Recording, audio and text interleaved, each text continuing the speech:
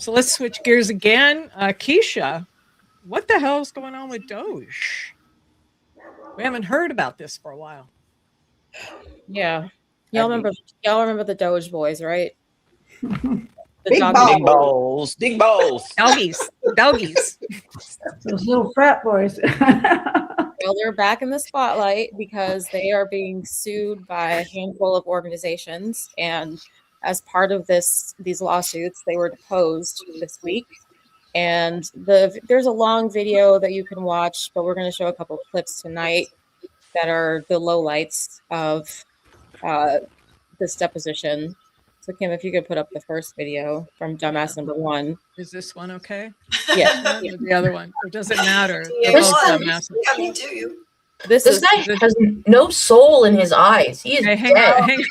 I know. Hang on, guys. Don't spoil it yet. Let people see whether he has a soul or not from the video. So this is dumbass number 1, who was responsible for getting rid of a lot of DEI programs. Let's hear from him. Okay.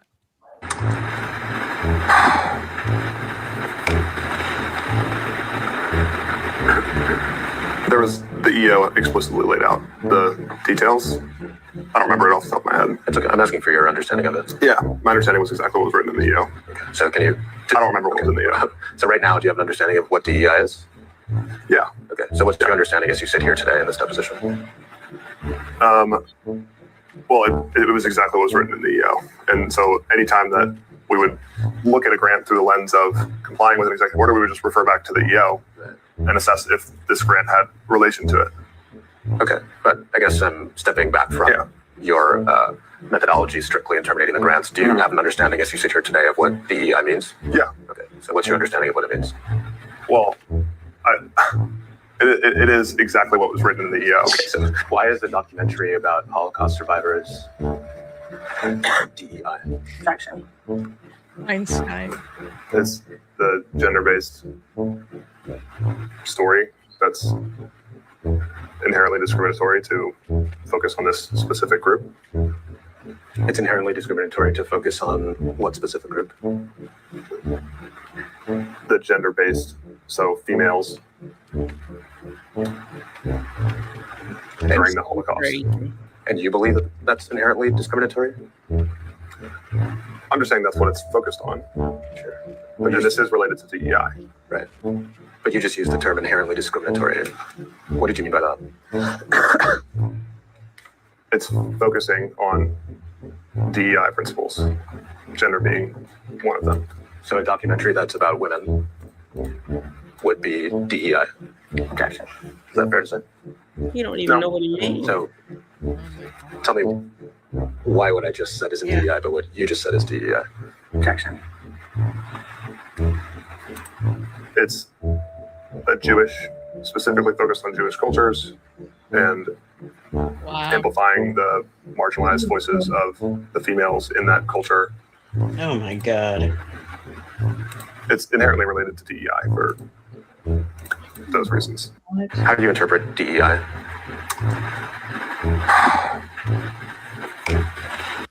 Was that it? Or was it more? Wow. Does anybody else feel dumber? No. Oh my That God. was painful. Yeah. Embarrassed with that. I know that the first time it was like, So anything that's DEI that doesn't focus on white straight men, everything outside of that is DEI? Is that what he's? It's kind of simple to say. Yeah, that's anything. Well, it's what's that's written not in about the EO. straight It's what's white written in men. the EO. Yeah, it's DEI. it's in the yo. Yeah. God. It's in the EO, like the Dow. The Dow. But the Dow. Dumbass. The death. We always refer to the EO. Oh my God. His It's the second one worse. Yes, let's hear from dumbass number 2, and then we can. Holy cow. So dumbass number 2 is responsible for LGBTQ programs. Oh gosh. Great. Oh, this should be good. I see a drinking game coming. No. Should support their lives. No. I think it was more important to reduce the federal deficit from $2 trillion to close to zero. Did you reduce the federal deficit? No, we didn't. This is a history of the HIV/AIDS prison movement and its legacies in the United States. My book project narrates how activists fought the convergence of HIV/AIDS and incarceration from inside and outside prisons across the Reagan through Clinton years, and argues that this organizing holds legacies in the prison abolition movement of the 1990s to today. This is one of the grants that you or Mr. Fox identified as craziest at NEH, is that right? That's right. Why did you identify this as one of the craziest grants? Because it references feminist and queer insights into prison abolition and LGBTQ studies. Any other reasons? No. Examining military service from the margins, the complicated service discussion series will bring together veterans and community members to examine the experiences of service members who identify themselves as female, Black, Native American, LGBTQ, or an immigrant, the dynamics, reasoning, and strength behind serving a country that does not always serve you in return. Did I read that correctly? Yes. You and Mr. Fox identified this as one of the craziest grants at NEH? Yes, it appears so. Why did you do that? Because it explicitly says LGBTQ. Do you have any history in, like, let's say, scholarly peer review? No. Okay.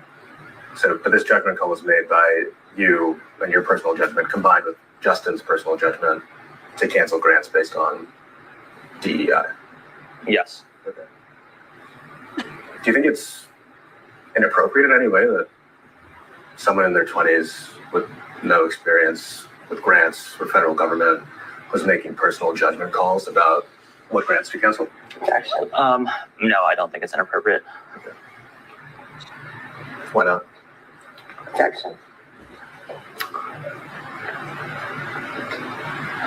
I think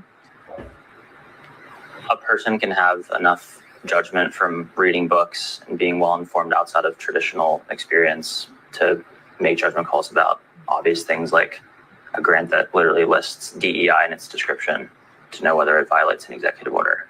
I'm sorry. I'm saying books because you said books. What books would you have read that would have informed your opinion on what grants to cancel based on DEI? Or not? There were no books. You don't regret that people might have lost important income. There were no. There were no books.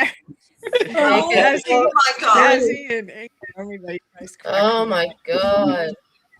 You don't need dumbass number 3. No. That must be what they play in like torture chambers to get people to talk. You're right on that. That was funny. I got some So, good shit on that one. Holy cow. obviously this is upsetting. Claire's, yeah. Yeah. Because these guys are tasked with ridding the government of what's considered wasteful programs and unfair programs because of DEI, which they cannot define, but because they think that people who fall under the DEI umbrella are unqualified and are not getting opportunities based on merit. What merit are they exhibiting in these depositions? Because clearly they don't seem qualified for the role for which they were hired. Yeah. You can't define DEI. You don't have experience with peer-reviewed studies, writing grants, reading grants, reviewing grants. You can't define words. Yeah. So what makes you qualified for these roles, aside from having a penis, straight, and not having melanin? He's here reading I'm sorry, they have melanin, just not as much melanin as some other people. You know he's gonna blame how he talks and stuff. He's autistic. That's why he talks like that. Oh my Well, God. I'm sorry, then he's not qualified for this role because that would fall under DEI. Yeah. I think he wouldn't have been hired because if he was autistic, then that would be DEI. Well, look at their leader, Elon Musk. Well, that's a whole other story. Yeah, there's meritocracy for you, right? Yeah. Yeah. When I was like in my 20s, I didn't really mature until after 25. and I had my first child.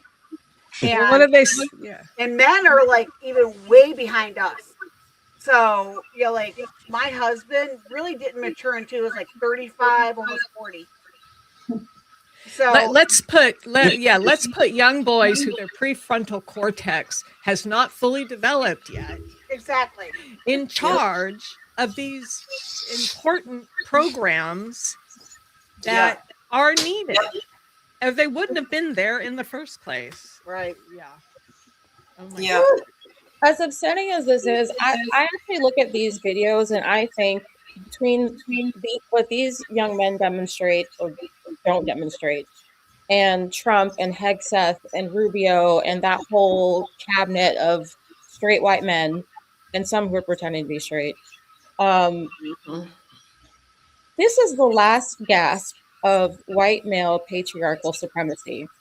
This is them fighting to stay on top, and they're done. They have shown time and time again that they do not deserve to be in the positions that they have elevated themselves into. And so it's time for the rest of us. Join us, yes, or be left behind. Yes. Yeah. And if they are representative of what they have to offer, bye, no, boo. thank you. No, thank you. I'll pass. And I'll take the bear. And the best presidential candidate. Yes. Well, we all know who that is, or was. Oh, thank you, Keisha. We the people unite.